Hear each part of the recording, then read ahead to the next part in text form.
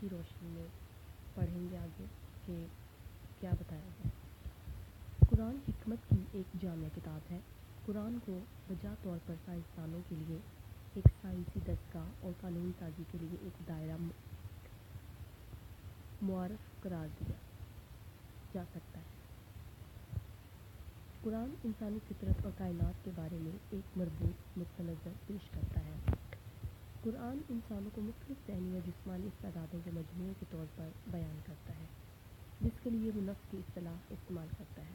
قرآن نے انسانی شخصیت کی نشوونما کو 3 درجوں میں بیان کیا ہے: نفس مطمئنہ، نفس لوامہ اور نفس امارہ۔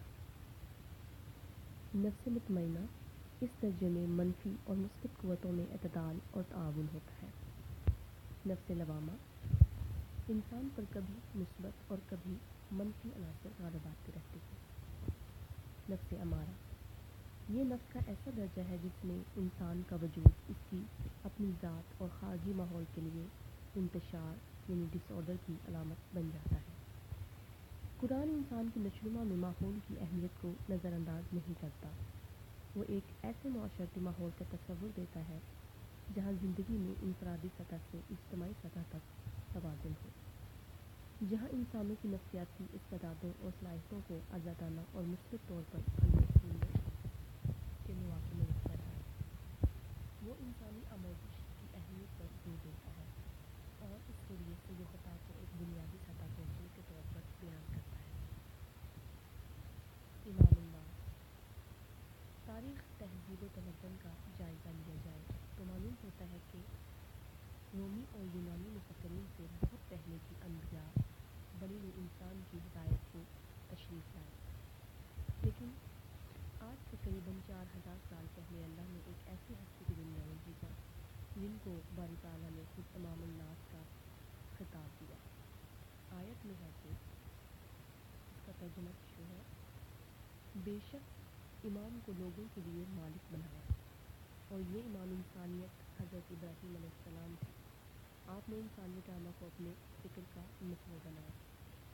اللہ تعالیٰ نے فخر انسانیت کے بارے میں یعنی حضور صلی اللہ علیہ وسلم کے بارے میں قرآن پاک میں فرمایا، اس کا ترجمہ شو ہے: ہم نے آپ کو تمام جہانوں کے لیے رحمت بنا کر بھیجا۔ اصل میں تعریف تو یہ ہے کہ دشمن گواہی دے کہ یہ دشمن اچھا ہے۔ حضرت محمد صلی اللہ علیہ وآلہ وسلم بہت بڑے ماہر نفسیات تھے۔ آپ صلی اللہ علیہ وآلہ وسلم لوگوں کی نظروں سے مضمون پڑھتے اور آپ صلی اللہ علیہ وسلم جو بات بھی کہہ دیتے وہی ان کا علاج ہوتی۔ برنارڈ شاہ کا بیان: محمد صلی اللہ علیہ وسلم عربی انسانیت کا وہ روشن مینار ہے جس سے پھوٹنے والی کرنوں نے وادی حجاز سے لے کر افریقہ کی تاریک بستیوں تک انسانی کائنات کو یکساں روشنی اور انسانی عظمت کی حرارت بخشی۔ ہارٹ کی دعائیں: ہارٹ ایک کڑا عیسائی تھا۔ اس نے ایک کتاب لکھی، اس نے عقیدت کے درجے دیے۔ ڈباچہ نے اس میں لکھا: میرے پاس اس کے سوا کوئی چارہ نہیں کہ محمد صلی اللہ علیہ وسلم عربی کو پہلے نمبر اور درجے میں رکھوں، کیونکہ دنیا کی تاریخ میں مکمل شخص محمد صلی اللہ علیہ وسلم ہے۔ یہی ایک بڑے ماہر نفسیات ہونے کا ثبوت